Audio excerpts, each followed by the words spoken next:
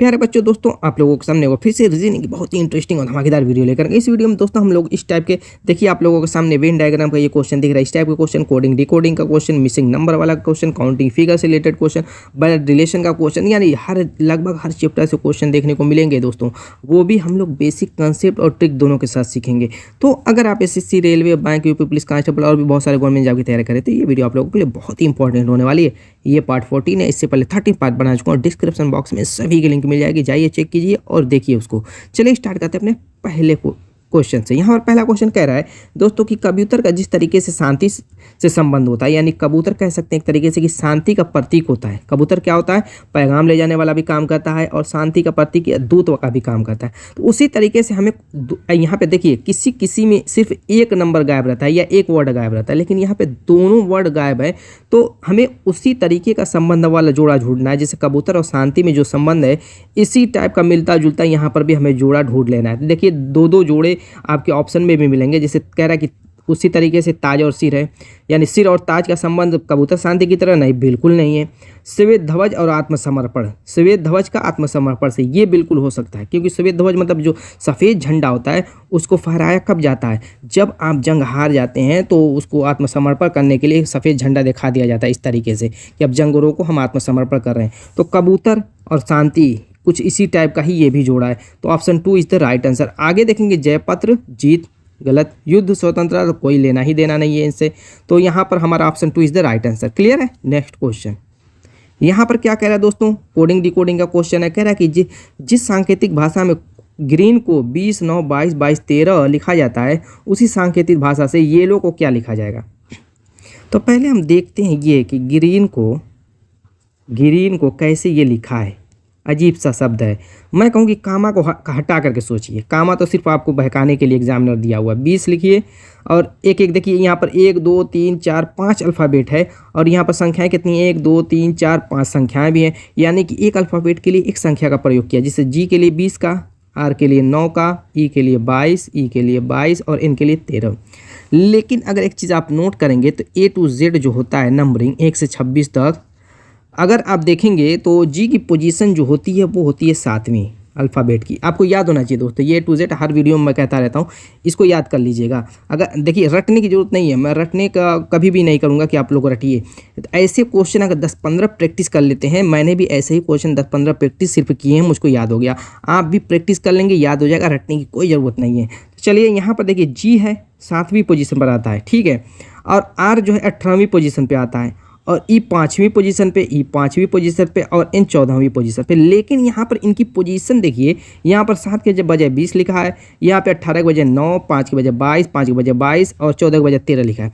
तो अब दूसरी तरफ से सोचते हैं, उल्टा सोचते हैं हम। जेड को हो सकता है 1 माना हो, ए को 26, क्या ए को अगर हम 26 ले लेते हैं और जेड को 1, यानी उल्टी साइड से, तो क्या उल्टी साइड से हम याद करें? नहीं, बिल्कुल उल्टी साइड से याद करने की जरूरत नहीं दोस्तों। ऐसी गलती मत करना। हमें करना क्या पड़ेगा? जो आपको सीधी साइड से याद है, जिसे जी की पोजीशन याद है 7 होती है, तो क्या करेंगे? उसको टोटल कितने होते हैं अल्फ़ाबेट? 26 होते हैं, उसमें से 7 को घटाएंगे और +1 कर देंगे, +1। अब देखिए 26 में से 7 घटाएंगे 19, +1 करेंगे तो 20। देखिए जी के नीचे 20 आया है। ऐसे ही आपका क्या है, आर की 18 पोजीशन होती है, तो 26 में से 18 को घटाइए, कितना हो जाएगा? आप कहेंगे 8 हो जाएगा, उसमें 1 जोड़ देंगे, बस हो जाएगा ना। उल्टी साइड से आर की पोजीशन 9 है, यानी ये पोजीशन उल्टी साइड से लिखा है। ऐसे ई की करेंगे तो 5 होता है, 26 में से घटाएंगे 5 को, तो दोस्तों कितना आ जाएगा आपका? आप कहेंगे 21 आता है, 1 प्लस करेंगे 22 हो जाएगा, ई 22 हो जाएगा। एन 14 आता है, 26 में से 14 घटाएंगे 12 आएगा, 1 प्लस कर देंगे 13। अब यही ट्रिक इसमें लगाते हैं, किसमें? येलो में। चलिए लगा करके चेक कर लेते हैं। वाई की पोजीशन होती है 25, 26 में से घटाएंगे तो आएगा 1 और 1 प्लस कर देंगे, हो जाएगा 2। ई की पोजीशन करने की जरूरत ही नहीं, ऊपर 22 दिया हुआ है तो समय बचाइए, 22 लिखिए। और एल होता है दोस्तों, आप जानते हैं ब्रह्मी पोजीशन पे, 14 में से 12 घटाएंगे आएगा 14, 1 ऐड करके लिखेंगे 15, यहाँ पर भी 15। क्लियर है? ओ होता है दोस्तों 15वीं पोजीशन पे, 26 में से घटाएंगे 11, 1 जोड़ करके 12 लिख देंगे। डब्लू होता है 23वीं पोजीशन पे, 26 में से 23 जाएगा तो बचेगा 3, 1 जोड़ेंगे 4। देखिए क्या आ गया? 2, 22। अब इसमें हम कामा लगा देंगे, 2 के बाद कामा, 22 के बाद कामा, 15 के बाद कामा, 15 कामा, 12 के बाद कामा। जिसके जो संख्या है उस हिसाब से कामा एडजस्ट कर लेंगे। अब देखिए 2, 22, 15, 15, 12, 4, 2, 22, 15, 15, 12, 4। Option 20 the right answer. कोई दिक्कत? नेक्स्ट क्वेश्चन, वेन डायग्राम क्या कह रहे हैं? नाइट्रोजन, हाइड्रोजन, पानी। ज़रा दोस्तों इसका आंसर कमेंट कीजिए। तो फटाफट। कह रहे नाइट्रोजन, मान लेते ये नाइट्रोजन है, ठीक, और ये क्या आपका हाइड्रोजन है, और ये क्या है आपका पानी। आप इस तरीके से सोचेंगे, आप सोचेंगे चलिए ये दोनों तत्व हैं, इन दोनों को हाइड्रोजन नाइट्रोजन को हम मिला देते हैं और पानी को अलग कर देते हैं क्योंकि पानी तो अलग है। मगर मैं ऐसे नहीं सोचूंगा। क्यों? मैं इस पानी को पानी न लिख करके हिंदी में कुछ और लिख देता हूँ। जब यहाँ तत्वों की बात हो रही है तो क्यों ना इसको यौगिक बना दिया जाए, यानी कि वाटर H2O बना दिया जाए इसको। अब देखिए क्या इसमें नाइट्रोजन है? नहीं है, लेकिन हाइड्रोजन है।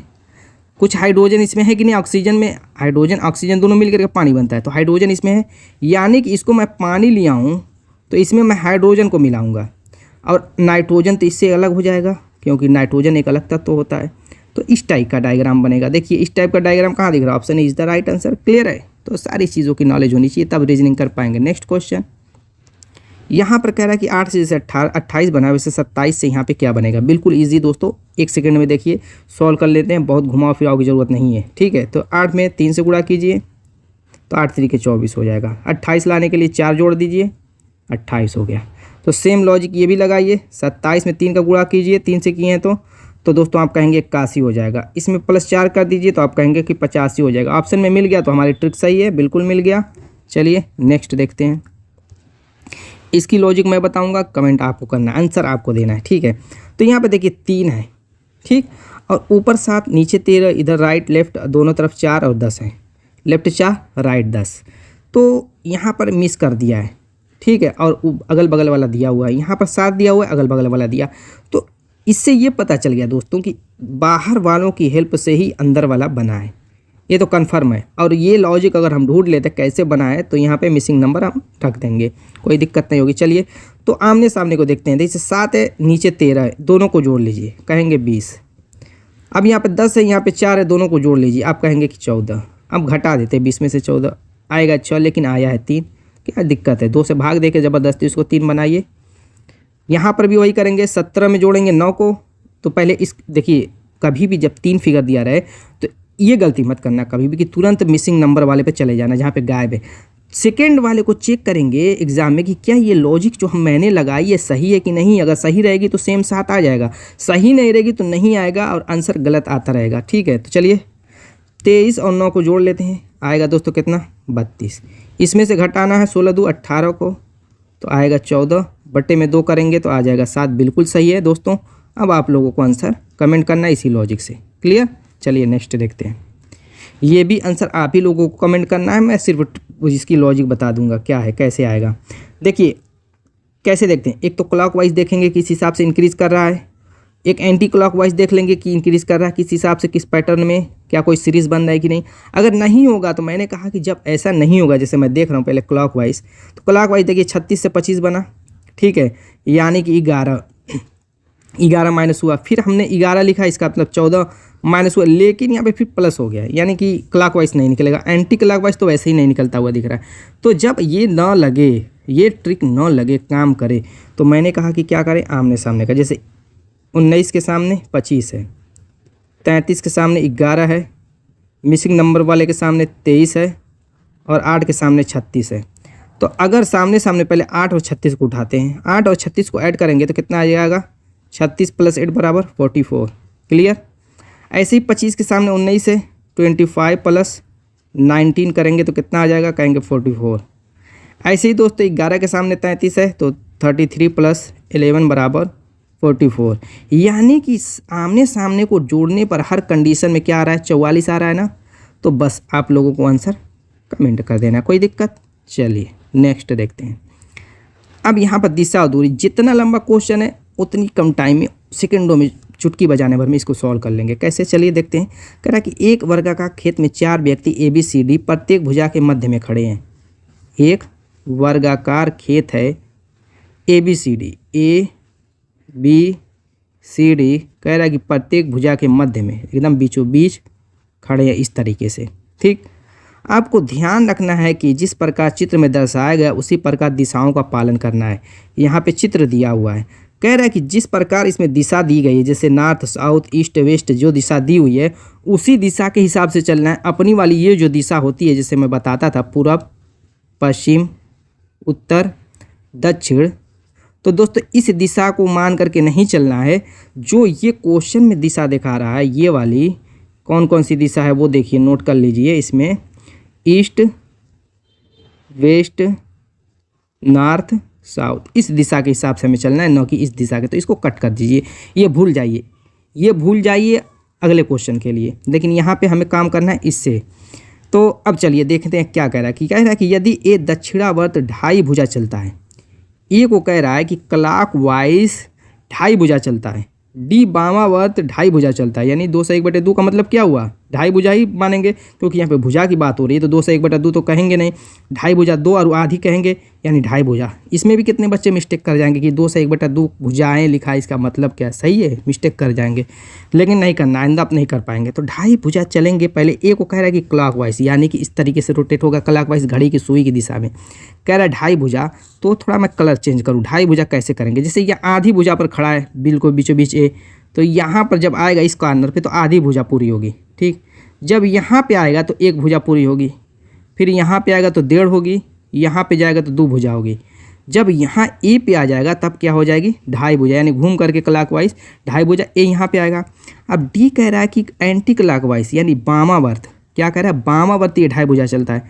तो पहले यहाँ पर डी यहाँ था, डी कहाँ था, यहाँ था, तो 1 भुजा होगी यहाँ पे, दूसरी भुजा होगी यहाँ पे, और 2.5 भुजा क्या होगी, डी यहाँ पे आ जाएगा इस कॉर्नर पे। अब इनकी पोजीशन क्या हो गई, ए और डी की। कह रहा है कि ऐसे चलते हैं तो बताइए होंगे, तो क्या कह रहा है आगे देखिए। यदि ए 2.5 भुजा बाँवर चलता है और डी बाँवर चलता है होंगे, तो दोस्तों इनकी ए और डी की पोजीशन क्या होगी। हो सकता है यहाँ पे कोई सेंटेंस छूट गया हो या मिसप्रिंट हो गया हो। इसके कहने का मतलब अब इस कंडीशन में ए और डी का डायरेक्शन कहाँ होगा, किस दिशा में होंगे, यही है क्वेश्चन का क्वेश्चन करने का मतलब इसका। तो ए और डी की पोजीशन क्या हो गई, ए साउथ में आ गया। साउथ का मतलब क्या होता है, दक्षिण। साउथ का मतलब दक्षिण। ए दक्षिण पोजीशन पे है और डी नॉर्थ मतलब उत्तर पोजीशन पे, यानी कि उत्तर दक्षिण या दक्षिण उत्तर, जो भी इस टाइप का आंसर दिया हुआ है वही आपका सही होगा। तो ऑप्शन सी इज द, देखिए साउथ एंड नॉर्थ, दक्षिण तथा उत्तर क्षेत्र, option C is the right answer. Clear हो गया दोस्तों, कोई दिक्कत। चलिए नेक्स्ट देखते हैं। अब ये और भी बहुत ज़्यादा उलझाने वाला क्वेश्चन है दोस्तों, ब्लड रिलेशन का सबसे मैं जानता हूँ कि टफ क्वेश्चन है ये। कह रहा सीता अशोक की भतीजी है। सबसे पहले शुरू करते हैं हम डायग्राम बनाना। सीता क्या कह रहा है, अशोक नाम का कोई बंदा है, कह रहा है कि इसकी क्या है, भतीजी है। सीता अशोक की भतीजी है। आगे कह रहा है अशोक की माता लक्ष्मी है। इस अशोक की माता को, ये जिसका नाम क्या है, लक्ष्मी है, और ये क्या है, अशोक की माता है। क्लियर। आगे कह रहा है कल्याणी लक्ष्मी की माता है। अब इस लक्ष्मी की कोई माता है जिसका नाम क्या है, कल्याणी। किसकी माता है, इस लक्ष्मी की माता है। चलिए आगे चलते हैं। कल्याणी के पति गोपाल हैं। इसका कल्याणी के कोई पति है जिसका नाम क्या है, गोपाल है। क्या है, कल्याणी के पति हैं। क्लियर। पार्वती गोपाल की सास है। अब क्या कह रहा है, पार्वती नाम की कोई है जो कि गोपाल की क्या है, सास है, सास है, ठीक। सीता और गोपाल कैसे संबंधित हैं, क्या कह रहा है, अब ये गोपाल का सीता से क्या संबंध है, यही हमारा क्वेश्चन पॉइंट है, ठीक। तो चलिए इसको ढूंढते हैं। देखिए दोस्तों कैसे ढूंढेंगे, दिमाग लगाइए, बिल्कुल इजी है दोस्तों। अब यहाँ से सोचिए, अशोक की माता कह रहा लक्ष्मी है और लक्ष्मी की माता है कल्याणी। तो अशोक की कल्याणी क्या लगेगी, दादी लगेगी कि नहीं, क्या कहेगी, क्या लगेगी, कल्याणी अशोक की दादी लगेगी। और कल्याणी का पति गोपाल है, तो गोपाल अशोक का क्या लगेगा, दादा लगेगा। क्लियर है दोस्तों, क्लियर, कोई डाउट नहीं होना चाहिए। अब इस पार्वती का हमें कोई काम नहीं है, वो तो एक्स्ट्रा समझ लीजिए पॉइंट दिया हुआ उलझाने के लिए। पार्वती का कोई काम नहीं है। गोपाल दादा है और कल्याणी दादी है। तो इस अशोक की सीता क्या है, भतीजी है। यानी अशोक का कोई अगर एक और भाई रहा होगा, ब्रदर भी मान लेते हैं, तो उसकी बेटी ये रही होगी सीता, तभी तो अशोक की भतीजी ये हुई। यानी कहने का मतलब ये है कि अशोक का दादा गोपाल है, तो गोपाल का अशोक क्या लगेगा, आप कहेंगे कि पोता लगेगा। तो अशोक जब पोता लगेगा तो इसका ये भाई भी गोपाल का क्या लगेगा, पोता लगेगा। और पोता की बेटी क्या लगेगी इसकी, दादा की परपोती लगेगी। क्या लगेगी दोस्तों? परपोती। देखे रहे हैं कहाँ से कहाँ तक गया है मामला, परपोती लगेगी, यानी option A is the right answer. चलिए अगला देखते हैं।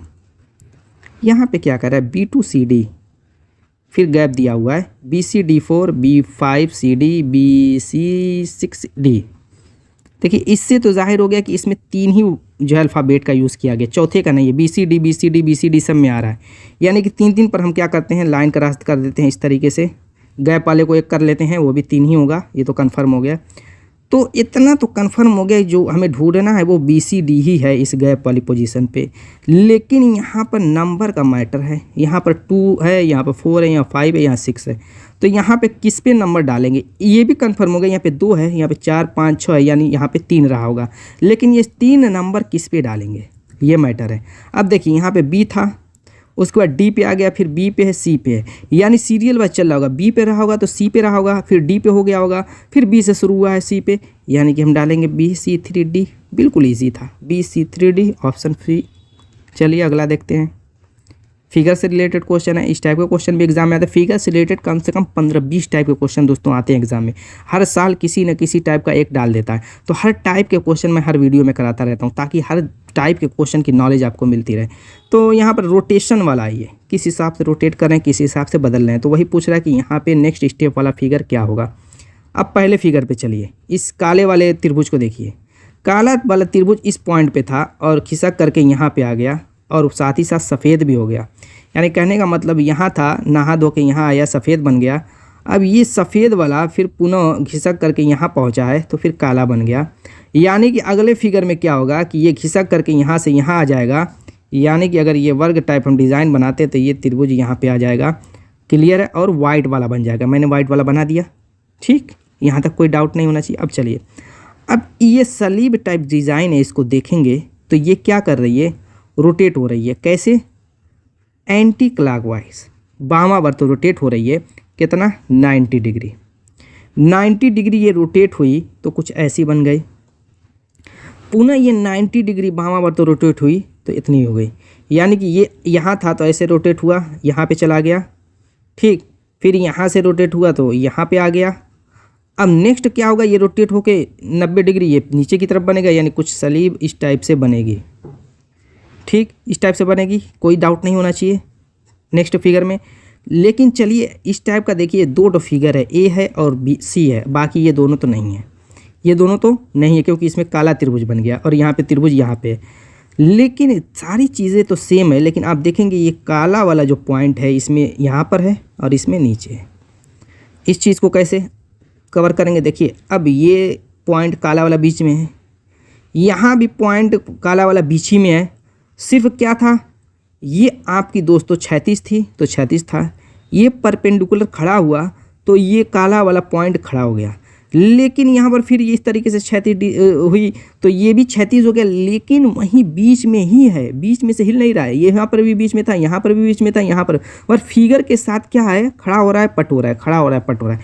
यानी कि जो फिगर में बीच में काला वाला होगा, लेकिन यहाँ पे नीचे है तो ये तो गलत हो गया, तो बीच में ये है। Option C is the right answer. सारी चीज़ों पे दोस्तों फोकस करके ध्यान देना, वरना जल्दबाजी में रहेंगे तो ए पर टिक लगा के गलत कर देंगे। नेक्स्ट काउंटिंग फिगर का बहुत प्यारा, बहुत शानदार क्वेश्चन। इसके लिए तो सिंपल सी ट्रिक होती है, आप जानते हैं ऐसा फिगर होता है तो क्या करते हैं, 1 2 करते हैं और दोनों नंबर को जोड़ लेते हैं, 2 1 3, यानी कि इसमें कितने त्रिभुज हो गए, 3। अब देखिए ये आपका एक बना, ये आपका बना, ये आपका बना, ये आपका बना, ये आपका बना, ये आपका बना। कितने बने, 1 2 3 4 5 6, एक में 3 तो 6 3 18 हो गए। बीच में भी सेम ऐसा ही एक बना, 18 3 21। याद रख लीजिए, मैं साफ करने जा रहा हूँ, अभी इसमें बहुत त्रिभुज मिलेंगे। 21 त्रिभुज आपने ढूंढा है, 21 त्रिभुज। ठीक है, अब चलिए हम नेक्स्ट त्रिभुज की बात करते हैं। 21 यहाँ पर रख लीजिए।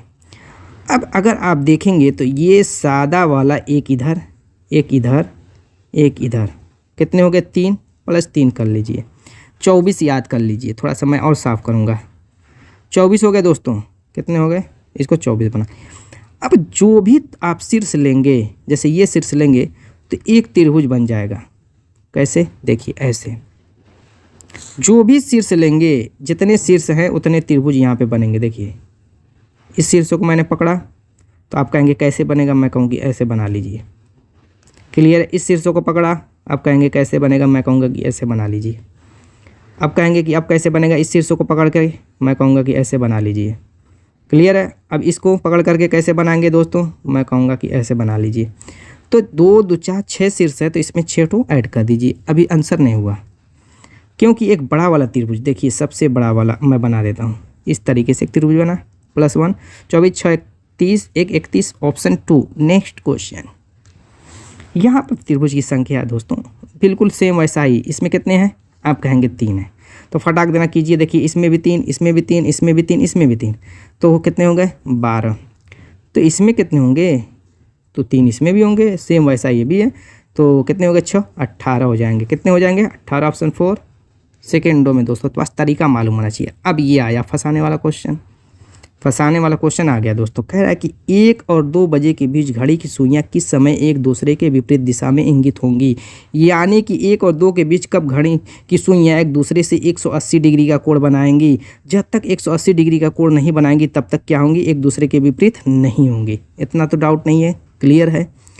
तो अब 1 और 2 क्या कह रहा है, अगर 1 बज रहा होगा तो ऐसे ही कुछ सुइयां होंगी मिनट और घंटे की। यह वाली मिनट वाली 12 पर होगी और घंटे वाली 1 पर। अब मुझको ये बताइए कि 1 घंटे में घंटे वाली सुई 5 मिनट का सफ़र तय करेगी। कितने का, 5 मिनट का। लेकिन मिनट वाली सुई कितनी दूरी तय करेगी, आप कहेंगे कि 60 मिनट की दूरी तय करेगी और घंटे वाली 5 मिनट की। देखिए यहाँ पर अगर आप देखेंगे तो घंटे वाली 12 से 1 पर आई है, तो कितने का सफ़र तय की है, 5 मिनट का। और मिनट वाली सुई पूरा इसे चक्कर लगाई होगी, 12 से 12 पर पहुंची होगी, यानी 60 मिनट का चक्कर लगाई होगी, तब तक 1 घंटा हुआ होगा। यानी कि मिनट वाली सुई 1 घंटे में 55 मिनट की दूरी ज़्यादा तय कर लेती है। कितने में, 1 घंटे में, यानी 60 मिनट में। 60 मिनट में 55 मिनट की अधिक दूरी तय कर लेती है। तो 1 मिनट की अधिक दूरी तय करेगी कितने मिनट में, 60/55 हो जाएगा। क्लियर है। तो अब मैटर ये फंसता है दोस्तों, ये मैटर फंस रहा है कि किस कंडीशन में 1 और 2 के बीच में ये घड़ियाँ एक दूसरे के विपरीत हो सकती हैं। मैं कहूँ कि अगर ये 1 पर है, तो अगर मान लीजिए कि घंटे वाली सुई 1 पर है तो दूसरी सुई 35 पे रहेगी, तो उस वही एक कंडीशन बनेगी जब ये एक दूसरे के विपरीत हो। लेकिन यहाँ पे मैटर ये फंसता है कि जब ये 35 पर आएगी मिनट वाली सुई, तो घंटे वाली सुई भी तो थोड़ा सा इधर आ जाएगी, थोड़ा सा और नीचे आ जाएगी, तो इसको और थोड़ा सा ऊपर जाना पड़ेगा। वही मैटर फंसेगा, तब न जा करके वो एक दूसरे के अपोजिट होंगी। क्योंकि ये जब 1 पर रहेगी तो पूरा तो 12 बजेगा, तब न 1 पर रहेगी घंटे वाली सुई। और जब 35 पर जाएगी तो ये घंटे वाली भी नीचे आ जाएगी। तो हमें 35 मिनट जो ये दूरी तय कर रही है, 35 मिनट की जो मिनट वाली दूरी तय करेगी, वही का मैटर है, वही निकाल लेते हैं। तो 1 मिनट की दूरी वाला निकाले, अब 35 मिनट की दूरी वाला निकाल लेते हैं। तो कुछ करना नहीं है, 60/55 कर लेना है और गुणे में 35 से गुणा कर देना है। अब देखिए इसको काट पीट लीजिए, 5 से काटेंगे तो 12 हो जाएगा, और ये 5 से काटेंगे तो 11 हो जाएगा। तो 12 5 60 हो जाएगा, 12 3 36, 36 6 42, 420/11। अब काटेंगे तो 11 3 33 हो जाएगा, 11 वाले 88 हो जाएगा, 2 बचेगा 11 मिनट। यानी कि 38 सही 2/11 मिनट आ रहा है। यानी कि ये मिनट वाली सुई 38 सही 2/11 मिनट पर होगी, तो उस समय क्या होगा, एक दूसरे के अपोजिट होंगी। लेकिन टाइम क्या होगा, पूछ रहा है टाइम क्या होगा। कह रहा है कि 1 और 2 बजे के बीच की घड़ी की सुइयां किस समय की बात पूछ रहा है। ये तो हमने निकाला कि 38 सही 2/11, तो सिर्फ 1 हम जोड़ देंगे, क्या 1:38 सही 2/11 मिनट पर मिनट और घंटे की सुइयां एक दूसरे के बिल्कुल अपोजिट होंगी, यानी 180 डिग्री का कोण बनाएंगी। Option D is the right answer, कोई दिक्कत नहीं होनी चाहिए। चलिए नेक्स्ट। कह रहे यदि के का अर्थ में घटाओ, एल का अर्थ द्वारा भाग देना, एम का अर्थ में जोड़ना, डी का अर्थ से गुणा करना हो तो इसका मान पूछ रहा है। बस सीधा है। कह रहा है के का मतलब, बहुत थोड़ा सा घुमाने की कोशिश किया लेकिन कुछ नहीं। के का अर्थ में से घटाओ, कुछ करना नहीं है। में से घटाओ, कुछ भी लिखे, बस घटाओ का चिन्ह बनाए, यानी के बराबर हम लेंगे माइनस। एल का अर्थ क्या कह रहा है, द्वारा भाग, यानी भाग दे देना है। और एम का कह रहा है में जोड़ना, यानी प्लस ले लेंगे। और डी कह रहा है गुणा। बस तो लगाइए इसमें, 96 लिखेंगे, एल की जगह भाग है भाग बनाएंगे, 4 है, के की जगह दोस्तों क्या है माइनस है, 6 है, एम की जगह प्लस है, 11 है, डी की जगह गुणा है, 9 है। बोर्ड मास क्या कहता है, ब्रैकेट तो है नहीं, तो पहले भाग को मारिए निपटाइए, तो 4 दूना के 8, 4 चौको 16 -6, उसके बाद गुणे को निपटाइए, 11 9 99, 99 6 अगर घटाते हैं तो दोस्तों आएगा 18, 18 में 99 जोड़ेंगे तो आएगा 117। हो गया answer option C. Next dice का क्वेश्चन है दोस्तों, चलिए देखते हैं कैसे करते हैं इसको। बहुत ईजी, 2 तरीका है, लेकिन जो सबसे इम्पोर्टेंट तरीका है, जो लॉजिक तरीका है, जो मेन इसका तरीका होता है, सिर्फ मैं वही बताऊंगा। ठीक, देखिए कह रहा है अंक 6 के सामने वाली फलक पर कौन सा अंक होगा। तो हम सबसे पहले जब भी डाइस दिया रहेगा तो एक चीज़ नोट करेंगे, एक चीज़ चेक करना है कि जो अगल बगल के फेस हैं उनके अंक जो दिए हों उनका योग कितना आ रहा है, 7 आ रहा है कि नहीं आ रहा है, बस पहले ये चीज़ चेक करना है। तो अगर आप चेक करेंगे तो 6 2 8 आएगा, 6 3 9 आएगा, 3 2 5 आएगा, 7 नहीं आया। ऐसे ही 6 3 9 सेम तो वही है, वही आएगा सेम। ये डाइस देखिए दोनों की है, यहाँ पर देखिए 5 3 8, 6 3 9 और दोस्तों नहीं आएगा ये भी, 3 1 4, 3 2 5, 1 2 3, 7 नहीं आ रहा है। 7 जब नहीं आए इसका मतलब ये कौन सा पासा है, मानक पासा। मानक पासा क्या होता है, जिनके अगल बगल के अंकों का योग 7 न हो, यानी कि विपरीत फलकों के अंकों का योग जिनके 7 होता है, जिन डाइस के विपरीत फलकों के अंकों का योग 7 होता है उन्हें मानक पासा कहते हैं। और जिनके विपरीत अंकों के फलकों का योग 7 न रहे, 7 न आए, उसको कहते हैं सामान्य पासा। अगर 7 आ गया होता तो वो सामान्य पासा हो जाता, उसकी ट्रिक दूसरी है। तो वो सारी ट्रिकें दोस्तों अलग अलग वीडियो में मिलेंगी, सभी चीज़ें मैं बता चुका हूँ। तो यहाँ पे मानक पासा हम निकाल लेते हैं। तो इसका रूल सबसे इजी होता है, मानक पासा निकालने के लिए सबसे इजी होता है। क्या करना रहता है, जिस अंक के विपरीत पूछे, जैसे 6 के विपरीत पूछ रहा है, 7 में से सिर्फ घटा देंगे, 7 में से 6 घटाएंगे 1 आएगा, ऑप्शन ए। अगर 4 के विपरीत पूछता तो 4 घटा देते, आता कितना 3, तो 3 हो जाता। बस यही ट्रिक है। तो दोस्तों उम्मीद है कि वीडियो पसंद आएगा, मिलेंगे शानदार और धमाकेदार ट्रिक के साथ नेक्स्ट वीडियो में, तब तक के लिए बाय बाय।